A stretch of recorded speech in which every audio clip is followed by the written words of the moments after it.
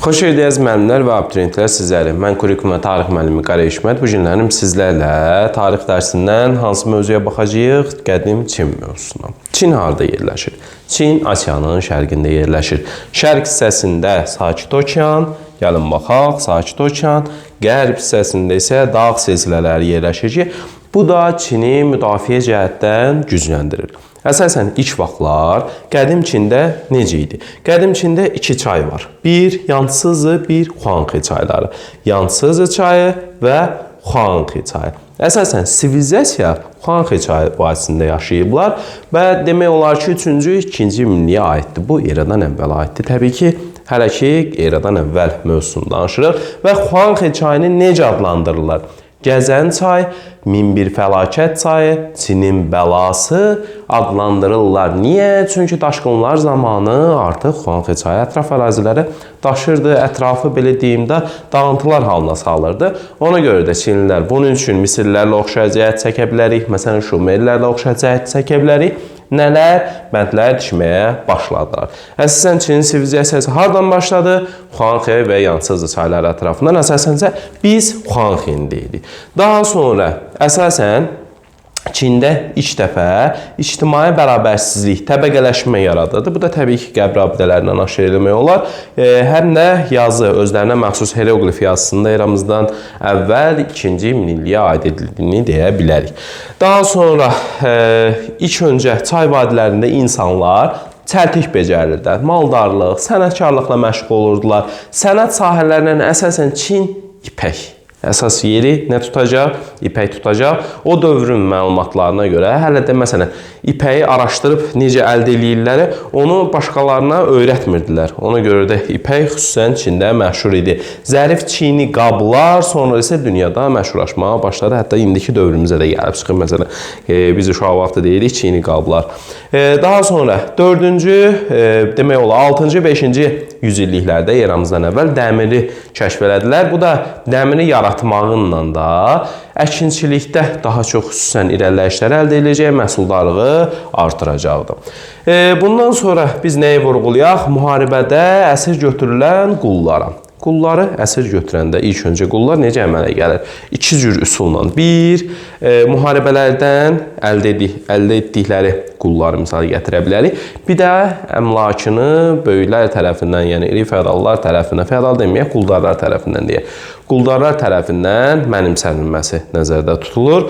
Bu da qullar iki cürlə meydana gəlirdi. Həmin sərvətləri qorumaq üçün isə müəyyən qullardan istifadə edirdilər. İlk dövlət. Bunlardan ilk dövləti misal gətirəcək. Çində ilk dövlət, vahid demirəm ha. Çində ilk dövlət hansı olub? Eramızdan əvvəl 2-ci minillikdə Şan qəbilələri. Bunu mütləq adımıza saxlayırıq. Sonra 4-cü, 3-cü yüzilliklərdə eradan əvvəl, təbii ki, hər iki danışıqlarımız eradan əvvəldir. Bunu hər ehtimala yadda saxlayın. Bu dövlətlər bir-birinə, kiçik dövlətlər var idi. Bir-birinə mübarizə aparmağa başlayır. Bunların içərisindən Sin sülaləsi qalib çıxır. Kim qalib çıxır? Sin sülaləsi qalib çıxır. Həmin dövrdə də biz vuruşan padşahlıqlar deyirik. Çin sülaləsi qalib çıxdı, elə Sin Şuxandinin şəklində burada verilibdir. 221-ci ildə Sin padşahı və yaxud da imperator deyə bilərik, imperator elan olunur. Neçənci ildə? Eramızdan əvvəl 221-ci ildə. Kim? Sin Şuxandi. Yəni Çinin birinci hökmdarı adlanır. Bu gələn kimi başlayır islahatlar keçirməyə. Nə yaradacaq? Hansı sistemi yaradacaqdır? Gəlin baxaq. Vahid ölçü sistemi, çəki sistemi, pul sistemi tətbiq edəcək. Ölkəni 36 vilayətə böləcək. Hər birini idarəçilik üçün isə məmur təyin edəcək.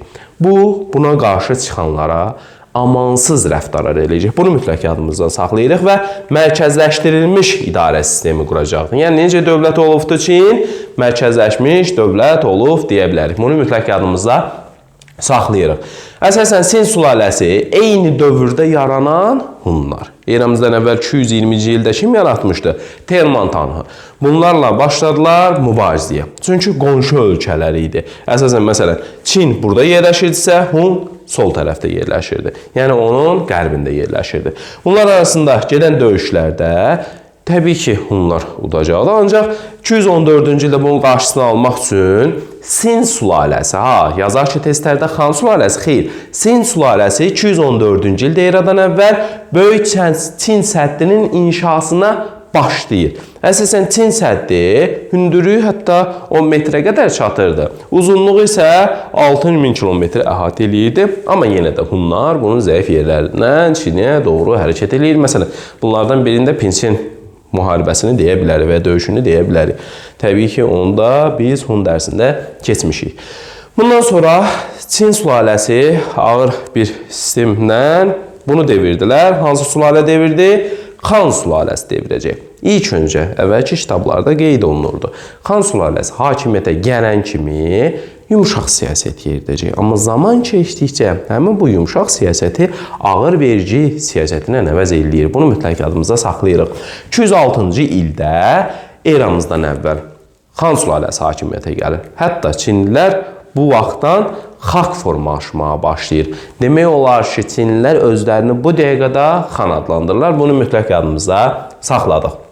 Əsasən, bunlar nikah diplomatiyası vasitəsilə Hunların döyüş taktikalarını öyrənirdilər və Hunlara qarşı vuruşmağa başlayırdılar. Hətta deyə bilərik ki, biz Vyetnamın bəzi vilayətlərini və Koreyanı işğal elədi. Hansı sülalə? Xan sülaləsi. Bunu mütləq yadımıza saxlayırıq.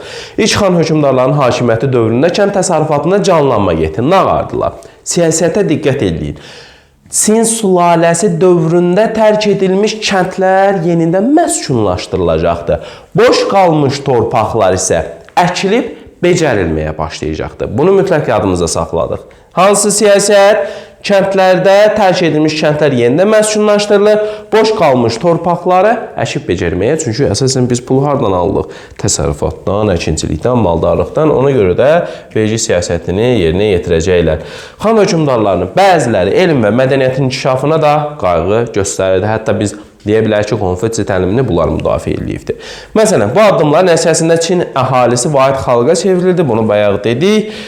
Daha sonra xan hökmdarlarının işğalları nəticəsində 2-ci yüzillikdə dünya ticarət yollarına çıxış, yəni Böyük İpək yolunu artıq biz deyə bilərik. Böyük İpək yolu hardan hara olur? Çindən Avropaya, Şimali Afrika və İspaniyaya qədər gedən karvan yolu da deyə bilərik. Yəni karvan yolu deyəndə quru yol nəzərdə tutulur. Bunu yadımızda saxladıq. Hətta Azərbaycan ərazisindən də həmin bu Böyük İpək yolu keçirdi.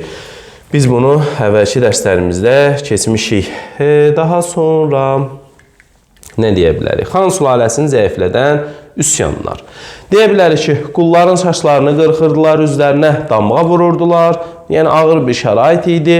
Həmin islaçı müharibələr qul axınını gücləndirdi. Ağır vergilər və icarə borclarını ödəyə bilməyənlər nəyə çevrildi? Qullara çevrildi. Bunu mütləq yadımıza saxlayaq. Bu da ziddiyyətlər kəskinləşdi, həmin üsyanlara gətirib çıxardı. Həmin üsyan eramızdan əvvəl 18-ci ildə kitabda 1-ci əsrin əvvəli yazır, il olaraq 18-ci il yadda saxlayın. Əsasən 18-ci ildə qırmızı qaşlılar üsyanı baş verdi. Özlərini başqalarından fərqləndirmək üçün qaşlarını qırmızı boyayla boyuyurdular. Ona görə də buna qırmızı qaşlılar üsyanı deyildi. Bu çətinliklə olsa da yatırıldı. Kəndlilərin və qulların amansız istismarı, əyyan sənətkarlar arasında çəkişmələr üsyanları daha da böyük hala gətirdi. Və bundan sonra 184-cü ildə baş verən hansı üsyanı misal gətirdik? Sarı-sarıqlılar. Niyə bu üsyan sarı-sarıqdır? Başlarına sarı çalma bağlayırdılar. Ümumən Çində deyə bilərik ki, sarı rəng sırf imperatora aid olduğu üçün bu sarı rəngi imperatora qıcıq olsun deyə belə deyimdə geyinirdilər. Ona görə də sarı-sarıqlar üsyanı adlanır. Ən böyük üsyan olubdur və xan sülaləsini devirən üsyanlardandır. Quldarlıq quruluşuna böyük zərbə vurur. Xan sülaləsini zəiflədir və bizim İranın 3-cü yüzilliyində, yəni 3-cü əsrində artıq xan sülaləsi devrilir.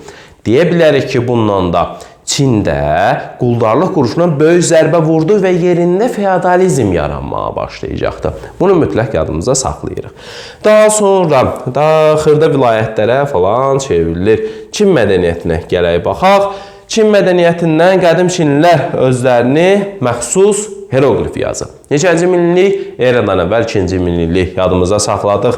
Yazı vasitəsi kimi ilk vaxtlar bambuk lövhələr, imperator fərmanlarını isə ipək parçalar üzərində yazırdılar. Bunu mütləq yadımıza saxlayaq. Xan sülaləsi dövründə kağızı ixtira etdilər yazı vasitəsi olaraq. Çində dəqiq təqvimi deyə bilərik biz. Nəyi? Dəqiq təqvimi Misir, Şumer və oxşar cəhət götürə bilərik biz bunlarla. Daha sonra Çin səyahətçiləri başqa yerlərə gedirdilər, gəzirdilər, oradan gördükləri haqqında kitab da yazdılar. Hansı kitabı biz misal gətirə bilərik? Dağlar və dənizlər haqqında kitabı misal gətirə bilərik. Bu dövrdə yarandı nə? Kompas. Həmin bu dağlara gedən dənizçiləri olan kompasla yaratdılar. Nə yaratdılar? Kompası. Bundan sonra biz nə deyək? Bundan sonra deyək ki, təbabət elmi də inkişaf etmişdi. Təbii bitkilərlə müalicə edirlər. Bundan əlavə çay yaranacaqdı. Eramızın 105-i də deyə bilərik. Bizim eranın təbii ki. Xan sülaləsi dövründə Çin tarixindən bəhs edilən əsərlər meydana gəldi. Həmin əsərlərdən hansını yadda saxlayırıq? Eramızdan əvvəlki 1-ci yüzillikdə yaşayan Çin tarixinin Herodotu da deyə bilərik biz buna. Smatisyan tarixi qeydlər əsərini misal gətiririk və adətən memarlıqda nə deyək biz? Qədim Çində evlər ağacdan tikilirdi. Ancaq imperator hökmdar sarayları daşdan olurdu. Gəlin Konfutsi təliminə baxaq. Eramızdan əvvəl 6-5-ci yüzilliklərdə Çində Konfutsi təlimi meydana gəlməyə başladı. Həmin bu Konfutsi təlimi Sin sülaləsi dövründə rədd eləmişdi bunu. Çünki Sin amansız bildiğim qanunlar yürüdürdü. Amma Xan sülaləsi bunu müdafiə elədi. Bunu mütləq yadımızda saxlayırıq. İlk öncə başlayaq. Əvvəldən qısa bir təkrarımıza. Deməli, yadımızda saxlayacağıq nəyi? Çin heroqliflərinə vaxt yarandı özlərinə məxsus. Eramızdan əvvəl 2-ci minillikdə sivilizasiya harda başladı? 3-cü-2-ci minillikdə Yansızı və Xuanxe çayını gəzən, azan, minbir fəlakət çayı adlandırdılar. Dəmir emalı eramızdan əvvəl 6-5-ci əsrlərdə Vuruşan padşahlıqlar dövrü eramızdan əvvəl 4-3-cü əsrlərdə meydana gəldi. Daha sonra isə Vuruşan padşahlıqlar dövründə dövlətlər çox idi. İlk dövlətimiz Şan qəbilələri, ilk vahid dövlətimiz Çin sülaləsi eramızdan əvvəl 221 xalq formalaşmaya başladı. Artıq Xan sülaləsindən deyə bilərik eramızdan əvvəl 206-dan sonrasını.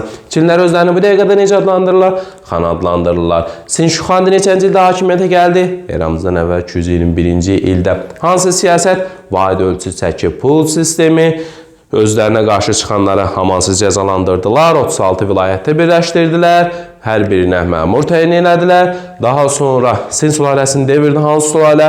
Xan sülaləsi. Vyetnam bəzi hissələrini Koreyanı tutdular. Həm daha sonra həkinsiz qalmış torpaqları, belə deyim, adamsız qalmış torpaqları əkdilər, becərdilər, adam köçürdülər ora. Bunu yadımıza saxlayırıq. Ondan sonra dəqiq təqvim yaratmışdılar.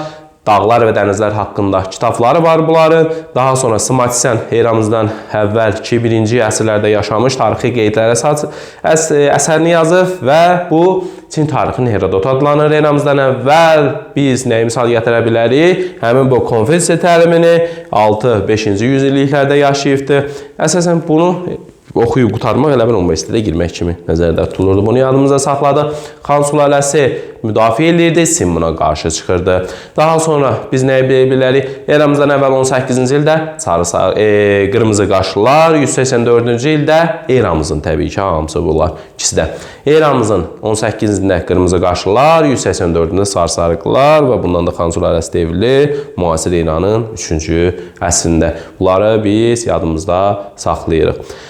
İlk öncə bizim dərslərimizə qoşulmaq istəyirsə, Kurikumatdan xətt tarix, Atdan xətt tədrisi Instagram hesabı və bu hesabın digər sosial şəbəkələri ilə bizimlə əlaqə saxlayın.